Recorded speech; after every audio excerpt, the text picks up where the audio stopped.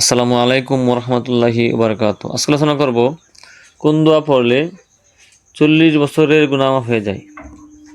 সুবহানাল্লাহ। এ সম্পর্কে হাকিকতে ইবাদত গ্রন্থে আছে, রমজানের 26 তারিখের সূর্যাস্তের পর, সূর্য ডোবার পর সুবহানাল্লাহ আলহামদুলিল্লাহ ওয়ালা ইলাহা ইল্লাল্লাহু আল্লাহু আকবার 40 বার পাঠ করলে 40 বছরের সগীরা গুনাহ মাফ হয়ে যায়। এবং সবে কদরের নিয়তে সন্ধ্যায় গোসল করলে সমস্ত গুনাহ মাফ হয়ে যায়।